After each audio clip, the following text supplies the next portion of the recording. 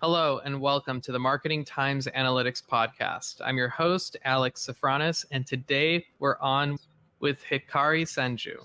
Hikari, would you like to introduce yourself? Hi, it's great to be here. Thanks for having me, Alex. I'm the founder and CEO of Omneky. Omneky generates personalized ads at scale.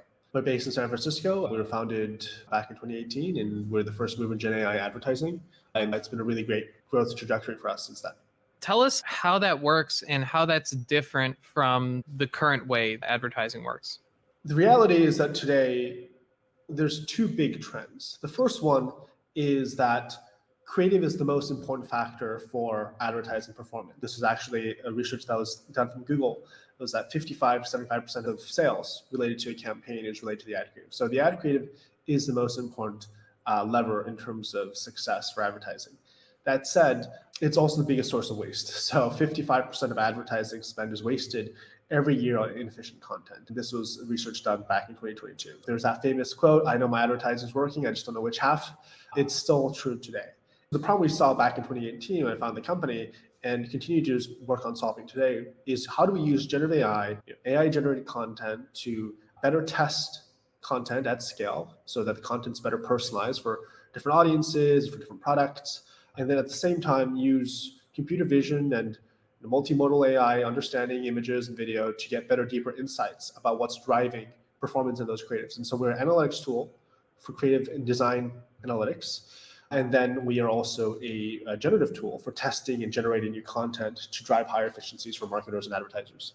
You know how if you ask a generative AI to write text on an image, it struggles with that. Have you gotten past that? How'd you do? Absolutely. The technology is advancing very quickly. Today, we can generate text on images pretty well. Logos, things along those lines. Our team is based in San Francisco, Bay Area, venture back. So we do have some of the best AI engineers working on solving this problem. But at the same time, even without that, what we've been historically doing is we generate the content in layers. We have AI generative templates that generate each component separately. So we'll have copy generation separately done from image generation. The product photo could be AI generated, the background photo is AI generated.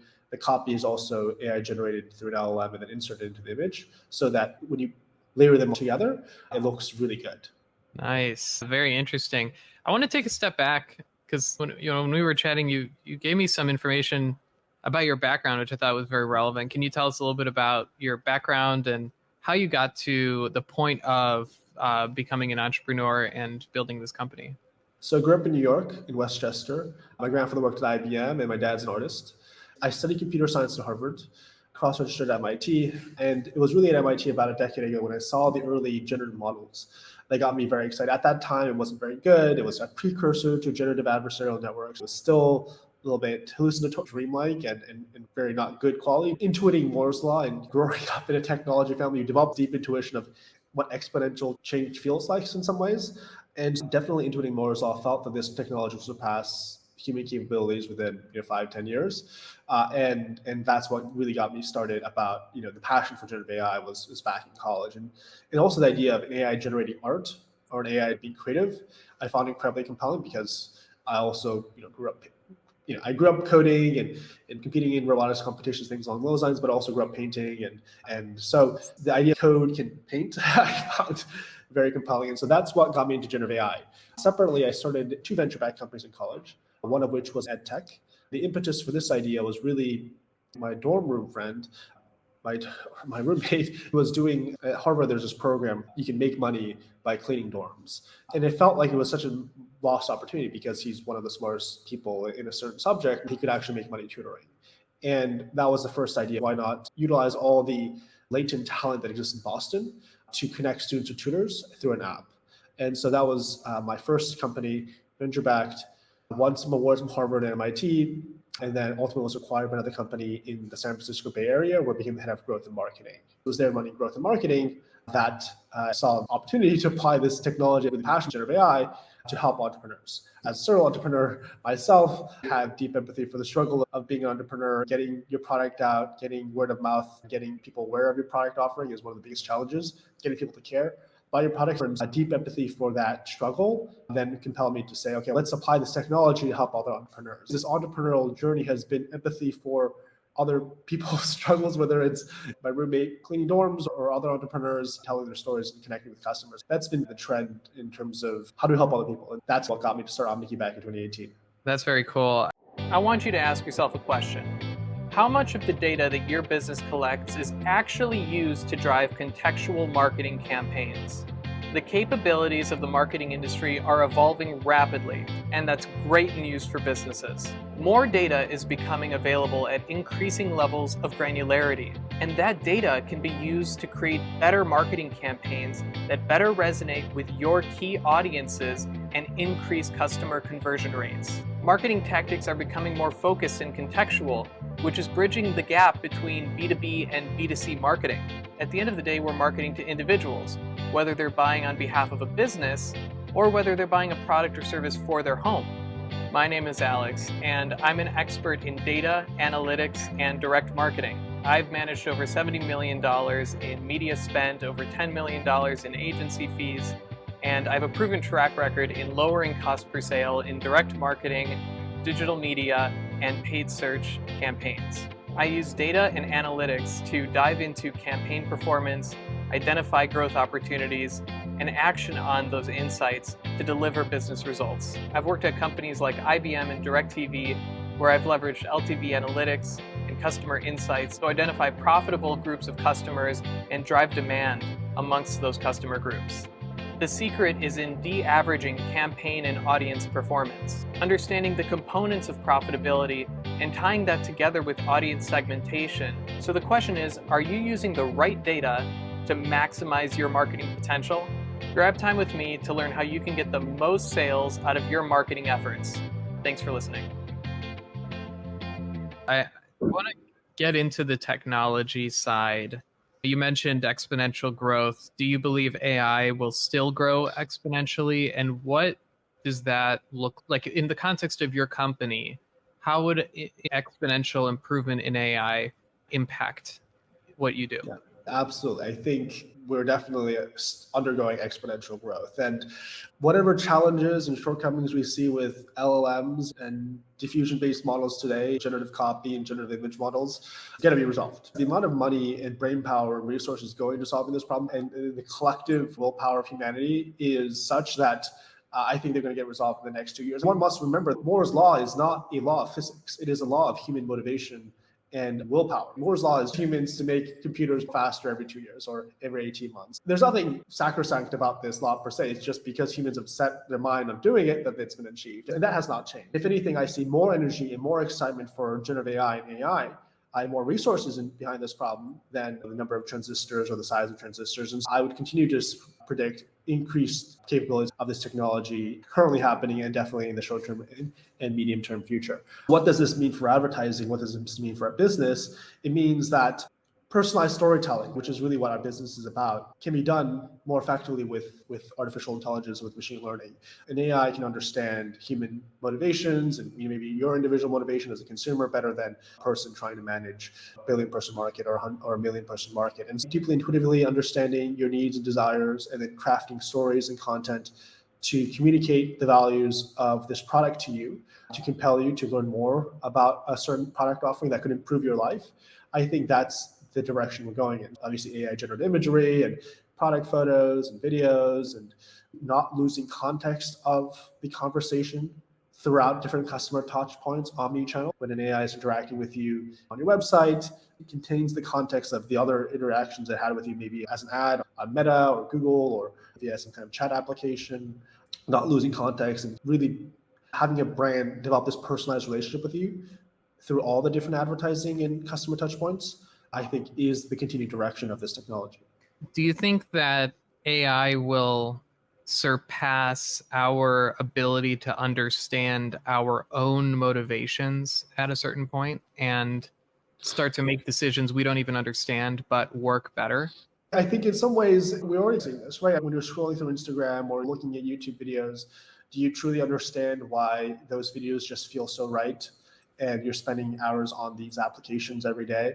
Do you truly understand the logic behind these models? Probably not. You just are, right? In some ways, I would say that regarding that particular component, the intelligence that machine learning and artificial intelligence has in these systems is very different from human intelligence. I think there is a component where there is this anthropomorphizing of this technology, but I feel like it does disservice to the technology because the potential of artificial intelligence is not replacing human labor. I think that actually caps, in some ways, the value of what this technology can do, right? It can do much different things and do different things much better than what potentially a human can do. And humans can do other things very well too. This framing of this question you had, which is, can it understand humans better than humans understand humans? And I think maybe the question is whether AI can understand humans in a very different, but also very valuable way than the way humans understand other humans. And that is potentially more valuable because it doesn't commoditize human labor, but actually creates more value in the world. Very interesting. I definitely agree. I'm curious about the line between personalization and creepiness. This is like a thing that people are talking about now because of personalization. How do you navigate that? Because ostensibly, you can, if you have AI, tailor something very closely to a person, depending on the data you have. How are you approaching limits to how personalized something should be? How are you towing that line or even identifying it? The way we optimize personalization is through certain KPIs. For example, return on ad spend or the ROI of the ad campaign. Is it driving more sales for that business ultimately? Is it driving more conversions for that goal? Is it driving more product sales? If it's creepy, it's not very effective. And it would not be something that the AI or our system would be optimizing. If something done poorly is not going to drive increased business sales, would not be something that necessarily our system would be optimizing for. I think there is an uncanny valley where if there's this little bit of a creepiness factor, it is actually not effective. But if it's truly really good, that creepiness factor exists, and I think it'll be very effective. It is a question of surpassing that uncanny valley, and then once it surpasses that valley, it should drive increase, then it would be something that our system optimizes against. But if it isn't there, then it wouldn't optimize against that, and so you wouldn't really see those kinds of things. That's an interesting way to see it, but I'm curious about what the limit is, because it can't just be whatever the AI does to maximize sales is okay. There must be some limit, right? Like you can't just let it optimize based on return on ad spend and let it say whatever. So what kind of guardrails do you put in place for the AI? Absolutely. This is really where the core pillar of our product, the core anchor of our product is our brand large language model. It's our brand safety product. To your point, it is always a trade-off in some ways between short-term and long-term value with a brand, right? You can monetize value by degrading the value of the brand, or you can sometimes sacrifice sales for the purpose of building brand value. We fine-tune and model the customer's brand. We have rules for the brand in terms of what they can and can't say, guidelines for what can and can't be generated when it comes to reflecting that brand. We have an approval process where the brand manager, creative director, marketing manager, or legal team provides feedback to the content that we're creating for them and generating for them, and that gets updated into our system. It is precisely to your point, how do you keep things brand safe while letting AI help you scale your storytelling? Brand value is probably more important than ever before. The competition for attention is getting even fiercer, right? Anybody now can create compelling content, create compelling images, create compelling apps, create compelling games, create compelling videos. In a world where there's more noise than ever before, people will be attracted to trusted sources. Brands will help differentiate the noise from the signal. How do you create a trusted brand in a world where competition for attention? That's really the goal of this brand product anchors our other products. What about video? Are you going to be expanding your services, or do you offer video ads made by AI? We do images, we do product generations of product photos, and we do this in different dimensions and for different different platforms. For video, we do have a video product. It's mostly templating tools. The AI will generate templates of videos, and you can it will A/B test different video scenes that the customer provides. We do some short, like 3-second GIF videos where we'll animate an image to be engaging. So if it's an image of a product, we can animate the background so that the waves in the background are kind of there's rolling waves, or maybe it's a product on a beach, waves crashing in the background. That kind of stuff we do. Short, these longer form videos, 30 seconds, minute long. We're getting there. The technology is advancing quickly. I predict that within a year, we'll have complete AI generative videos that are high quality. But today, generating high quality videos takes a lot of time and resources. We're not there yet. Yeah, that makes sense. It seems like only a couple months ago, Sora came out with those videos. And then I heard something about those being largely faked. So definitely we're behind on the curve. I'm not sure if they're fake, but it does require a team of engineers fine-tuning and building this stuff. It's not necessarily scalable. It's not Dolly where you can be prompted to generate images within seconds. There's a lot of work involved in creating videos that look good. You can see tools like Runway and other video editing generative tools. You can see for yourself the quality. I think that technology is advancing quickly when it comes to the quality that brands are seeking for their storytelling. Outside of really human resource intensive projects where engineers really working on crafting a story specifically for a customer and for a certain narrative, self-serve, quickly generating 3-second videos of high quality. We're not there yet exactly today, but I think we'll get there in the next year or two. That makes sense. I just haven't looked into the Sora thing enough to know, but I heard there was something about the way it was developed that wasn't what people had expected. The audience can do their own research on what actually happened there. I don't want to make any statement against them. You're really at the cutting edge here of AI. What are some of the challenges that companies using or offering AI are facing right now? Yeah, I think data security and privacy. So is my data secure? Is it going to be used? Enterprises are realizing the value of their data. And they don't want to use their data to train some generic model. In fact, the value that enterprise has is probably one of the most important resources they have, right? The consumer data, the buying behavior of their products, the expertise they have in a specific domain, that should be turned into a model and productized and monetized by that enterprise. Data security and privacy is one of the biggest concerns. And the legal concerns regarding AI generative images and who has the copyright and can I get sued if I launch an advertising campaign that contains AI generated images, and what happens if an artist says that I stole their style and they sue me for a lot of money, like who's liable for that and who really owns the IP right? There's still a bit of a gray zone in terms of IP and copyright. I think the third one being more broadly related to brand safety, brand security. So can I really trust an AI with my brand? Because brand value is so important, and how do you build the systems for managing brands? This includes not just the assets that you need to train a brand model, but also the analytics associated with how people are engaging with the brand and how do you keep track of that content, the generative process involved in creating and scaling that content and the model. And again, ties to point number 2, but also the models when it comes to generating this content and scaling brands. The smartest enterprises know that in the next year or two is going to take an even larger role in advertising and marketing. Enterprises that want to be competitive in that new world, probably in a year or two, don't want to be caught flat-footed. There are enterprises that are very innovative and technology leaning, and they will take advantage of this opportunity to better compete. How they aren't caught flat-footed and non-competitive a year or two from now as AI takes a bigger role in sales, marketing, and advertising. It is definitely a competitive question. How do I stay competitive in this area? How do I make sure that my brand is relevant, but also make sure that I'm guarding concerns related to IP, data, or brand that is also very valid.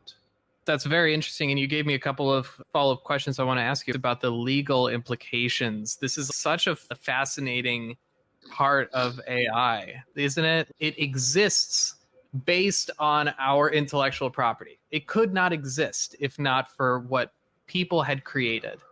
Some of that is copyrighted and some of it is fair use. Where are we as an industry with regard to that argument? Are we headed for a reckoning? Are there already examples of trademark infringement and copyright infringement?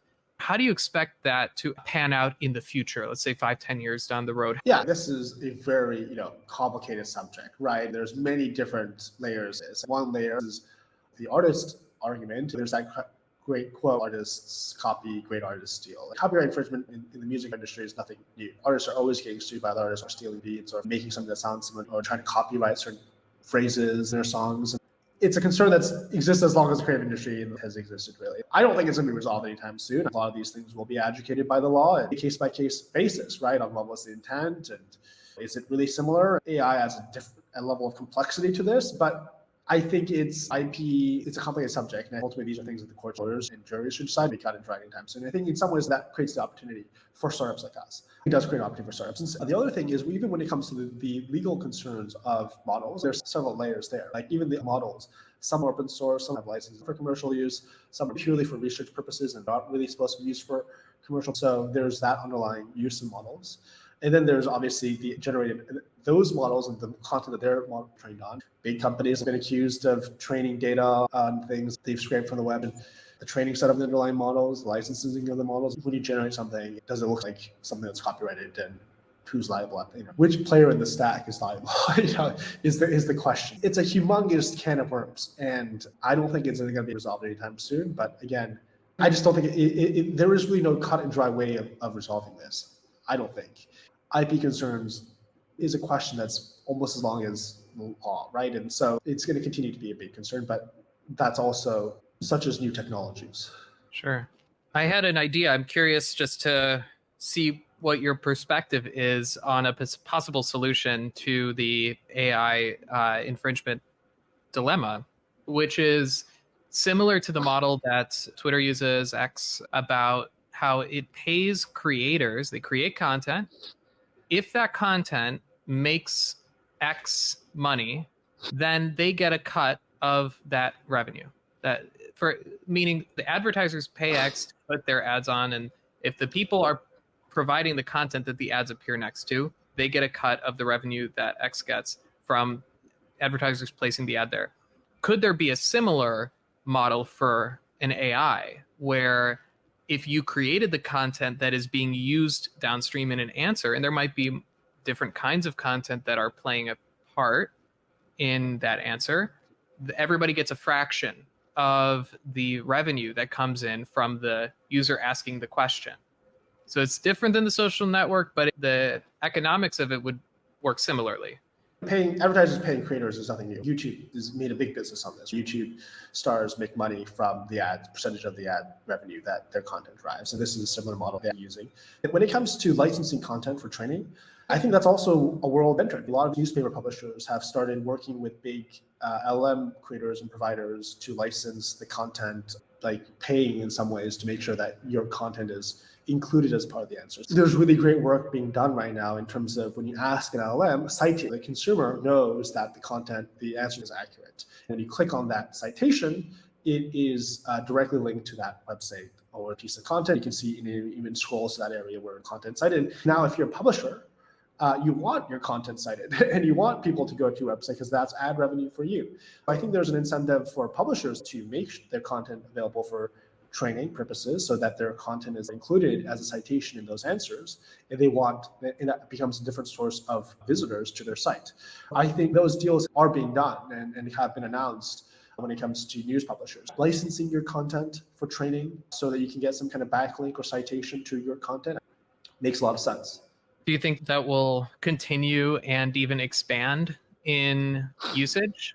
Not just major publishers, but individual creators and individuals in general?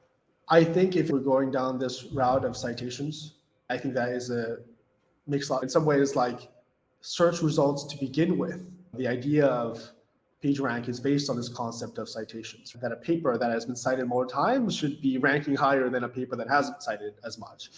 And so the idea that when you're asking LLM, each piece of fact is cited to its source, like you would in a paper, makes a lot of sense. And there's a reflection of research-oriented nature in which information categorization has been developed, whether it's search or now with LLMs. But yes, I definitely think that's going to continue to advance. Initially, start with the big publishers because they're the ones with the most leverage and the content, but I could see that quickly expanding to long-tail creators as well. I wanted to ask a question, and you don't have to get into the specifics if it's proprietary, but what are some examples of data points that could be used with a system like yours that's creating digital ad creative? What data points can be used for personalization? What would feed into that model for it to perform well? So first, the data from the ad networks and ad platforms. For every single piece of content, we can see generally what audience saw that content or some general demographics of who saw the content. For other platforms, you can even see of the person who saw the content and whether they clicked or engaged, whether they're buying a product, what was the lifetime value of that ad or that audience. That data is available through ad platforms. Additionally, there is a humongous data brokerage business, right? Customer data platforms that sell consumer data, and you work with one of them, right? Axiom. There's a humongous industry of data providers that link different data sources to each other and augmenting data. And it's a humongous industry. So you're saying you could even feed purchased data, brokered data into the model. Say, Jane Smith loves dogs. Why don't we put a dog in this ad? On a certain platform, you could do something like this. Interesting. I think we all knew this is where it was going. I think that may not be very effective. It depends on the product that you're selling.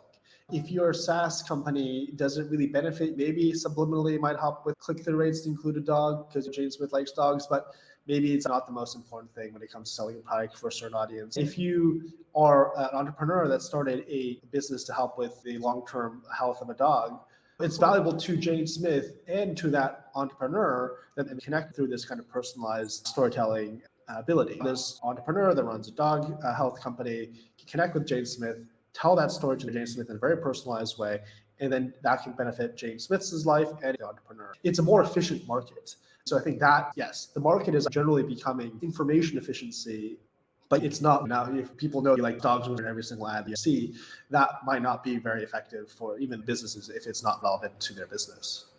Got it. That makes sense. So interesting. So you're approaching AI from the marketing angle. There's people who use AI for research and for writing. What are some of the areas that can be innovated with AI right now that there aren't strong AI solutions in? How do you think AI will proliferate through different industries? Which ones has it not reached yet? Just an hour ago, I was talking with an entrepreneur working on a biopharma company, the discovery of drugs. Creating simulations to test drugs is nowhere near the resources it probably needs to do a good job yet. You need ChatGPT level resources, drug discovery, investing a lot of GPUs and energy, creating these simulations at scale. The energy that goes into simulating chatbots, driverless cars. I think pharma probably is an example of we're still just scratching the surface in terms of the amount of compute you need to unlock truly interesting drug discovery. Today, it's not very good yet in terms of simulating drug efficacy on a person. Humans are incredibly complex and their systems are very complex. It's really hard to create those simulations. A lot of compute. Right now, they have compute, but they don't have the order of magnitude compute they probably need to do this really well. And so that's one example. But the question is less about what industries and what industry want. The ability to simulate outcomes and test things virtually and create simulations of real life to test things in a more virtual environment first, to speed up the discovery of drugs, medicines, or self-driving cars. These can all benefit humanity. Will AI run on a quantum computer? Do you think those will merge at any point? Quantum computers are still very nascent technology. I don't know, I'm not a quantum computing expert, but my understanding is that quantum computing is still very early and might be a decade or 2 decades out from some kind of really scalable quantum computing. I think, honestly, even with GPUs and the improvements happening with transistors, that still has a ways to go, and it is improving. Like even that could solve a lot of problems. Quantum computers, that technology arrives, it's going to be very interesting, but I don't know if we're there just yet. I heard this thing about AI that AI works because it's based on human content, and the more machine created content that exists, the lower the quality of the output will be. Over time, the AI generated output will reduce in quality because it will be feeding its own content into itself to train on. Do you agree with that? How do you think that can be fixed? What's your perspective towards that? Yeah, and I think it goes back to this idea of simulations, right? And ultimately where the value is at. And if I were to break this down, the idea is it almost is an imagery of this AI training more and more on its exhaust fumes and getting worse. But maybe that is one outcome, but I don't think that's the most likely outcome. The way synthetic data is being utilized today goes precisely to this idea of simulation, simulating certain interactions of drugs or simulating driverless cars in a real world environment. It's not being used to simulate everything, because you're right, it's not very good at simulating edge cases, and it's not very good at simulating new things. It's only actually very good at simulating very basic things right now. But even those basic simulations are good enough that it can be almost like a quality test or a QA test or a unit test of a thing. So let's say I run a self-driving car company and I have this new model for self-driving cars. Before I put it out on the streets, I want to run a simulation to make sure that it's not going to go haywire. Maybe it will still go haywire, but we'll at least pass some basic tests. That's the realm of synthetic data, right? Synthetic data does have, if it's done well, And for very constrained specific use cases for running certain types of tests, it's not going to solve everything because the world's a lot more complicated than the data we have. And it's always going to be balanced. So people who are actually utilizing this technology to build this stuff, I think they're very aware of synthetic data, but they're also aware of where synthetic data can be applied, and they're approaching it in a very intelligent way. The idea that everything is going to be delegated to synthetic data, I don't know. Yeah, that makes sense. Interesting. AI is so good at a few things, and I think it will continue to broaden and increase in ability. I have a lot of faith in the developers for AI. We're still so early in it that I have a feeling they will solve that problem. Speaking of which, you mentioned your business has an LLM. Is it an open source LLM? And who's actually building the AI code versus who's tailoring it to the use case? Because I think there's two different sides to development of an AI, right? Yeah, so what we're doing today when it comes to, there's different options for customers. They can use fine-tuned LLM, they can use other LLMs. Ultimately for us, we are more of an end-to-end workflow for utilizing this technology to help businesses achieve their outcome. The outcomes are seeking oftentimes better sales, more scale, or some specific KPI. When it comes to fine-tuning LLMs, what we do is fine-tune the LLM on the brand voice to make sure that we're generating content, it is more aligned with that brand and the way they talk.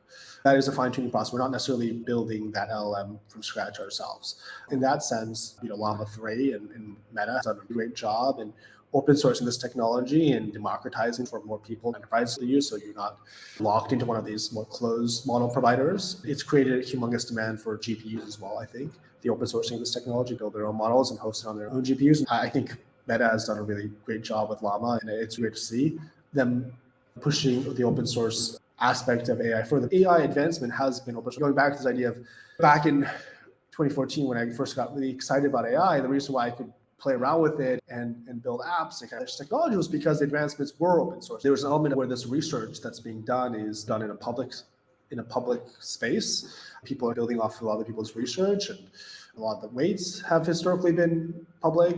It's also an emergent property of AI in general.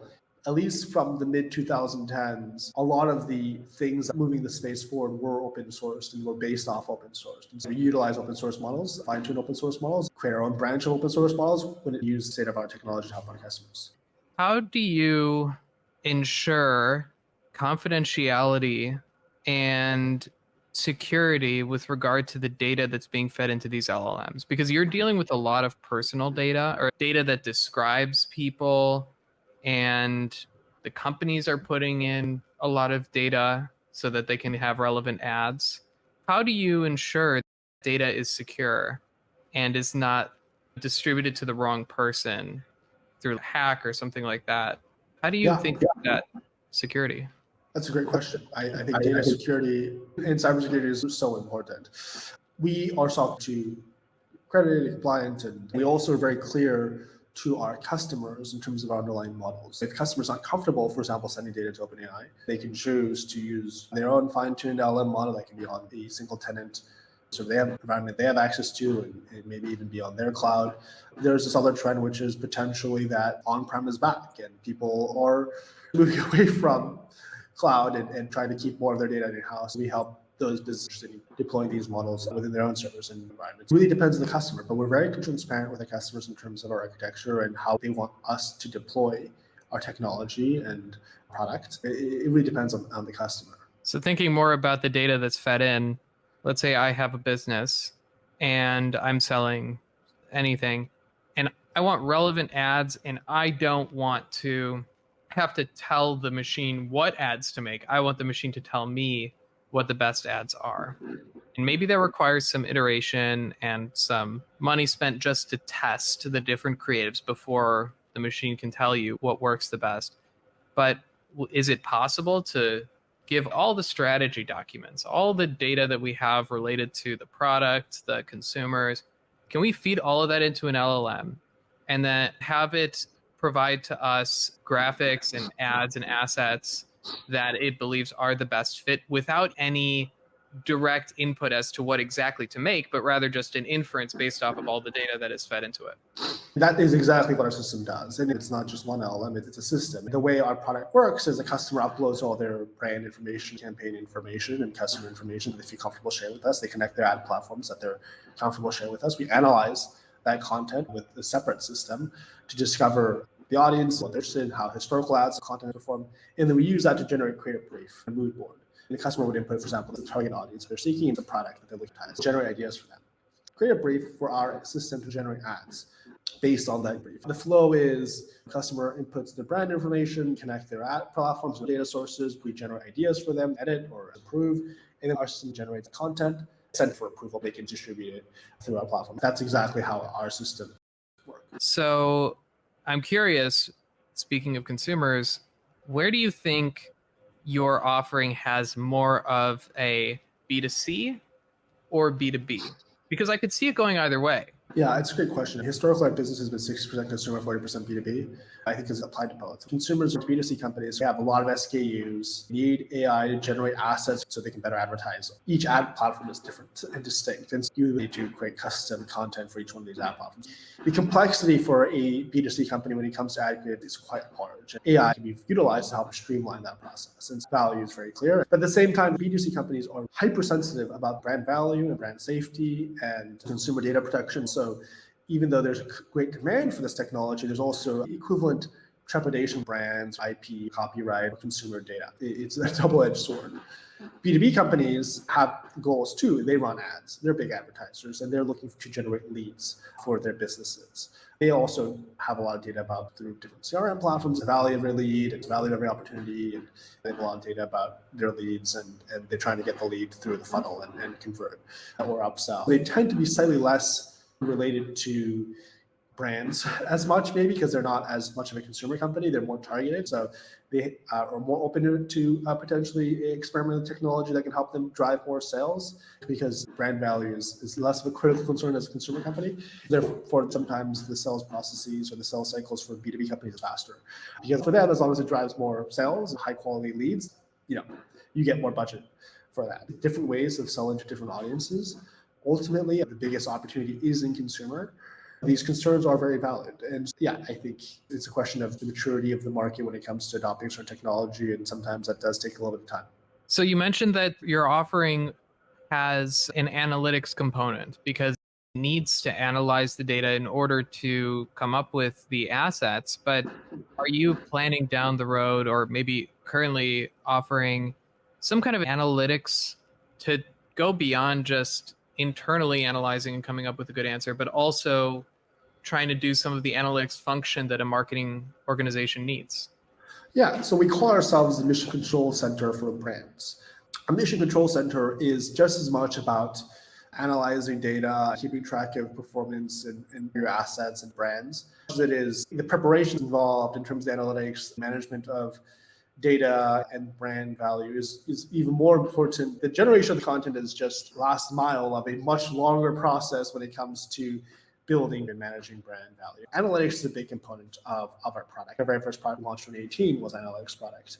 The data that we utilize includes customers' advertising data. We scrape data from competitors, connect with other data sources to deeper insights, consumer buying behavior. We also have this omni brand view. So if you're an agency, you can code all your brand data together and see trends across different brands or platforms and better give suggestions to a customer that way. In some ways, the value of an agency, the historical knowledge you have working with many different campaigns, but it really depends on that individual. Historically, we depended on the individual account manager or that individual creative, the experience. But now you can actually put all that data and knowledge into a system and then have anybody at the agency quickly see trends across different brands or across different campaigns and give better suggestions for creative or campaigns to their customers. It's building that mission control center, that brain for these omni-channel campaigns.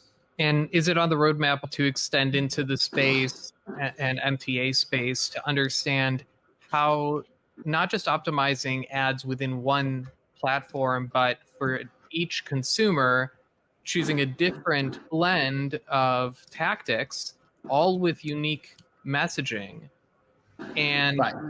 optimizing spend between tactics, consumers, campaigns for the maximum impact? Is that on the roadmap?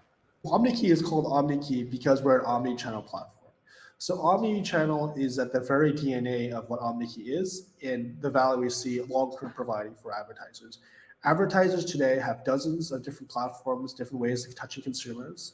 They need a tool to help orchestrate that message with attribution across different customer touch points and with different media options they can pick from in terms of advertising. We help with omni-channel orchestration. The message they see on a YouTube ad, consistent with the ad they're seeing on Amazon Prime, consistent with the pop-up they're seeing when they're playing Candy Crush, consistent with when they're reading a blog post, or potentially one day even the sponsored message they see when getting an answer from an LLM. Orchestrating that is exactly defensible providing brands, because at the end of the day, a brand isn't going to delegate their brand experience. There are dozens of ad platforms, maybe one or two companies you'll be comfortable sharing your brand experience, but you probably can't be about all the different ad platforms. Generate content on behalf and just let them optimize their ad revenue. That's just not going to happen. You need a business, represent the brand, analyze the performance and release, getting engagement, listening to how consumers are interacting with your brand across all channels, constructing new campaigns that create long-term value for the brand and sales. We're on the side of the advertiser to help build long-term brand value. And for that, you need an omni-channel, multi-touch attribution, mixed media model system. All right. Final question. Are you planning to offer direct mail printing and sending based off of this AI system, and also outbound sales? So having an AI agent call. Yeah, we've experimented with these sales bots, cold calling people and pre-qualifying leads. I think it's such an interesting idea. Mail is also interesting. Direct mail is the grandfather or father of all direct response advertising, right? I mean, you famously have Ogilvy, I think it was like A/B testing direct mail campaigns, and you send mails to different families and you see who signed up more and sent back the mail. And the origins of A/B testing actually comes from direct mail. I think direct mail is super interesting. Not really on the roadmap right now in terms of direct mail, but yeah, there's a long history of A/B testing and direct mail. A lot of data there. When it comes to chatbots and us building our own chatbots, we do have LLM that is used for constructing campaign ideas, generating copy, getting insights, and constructing reports, guides for our advertising customers, whether we choose to release a version of this that is directly interfacing with consumers. Probably not in the short-term roadmap. For us, we're about orchestrating omnichannel experiences and creating personalized brand experiences for consumers. If a chatbot is a large part of that, then I can see us doing something there. But we're really focused right now on ads and creative and imagery and video assets, and helping businesses scale those. And that's really what we're focused on. I love it. Thank you, Hikari. This has been such an amazing episode. I really appreciate you taking the time to chat. Thank you, Alex. Thanks, everyone, for listening. We'll talk to you soon.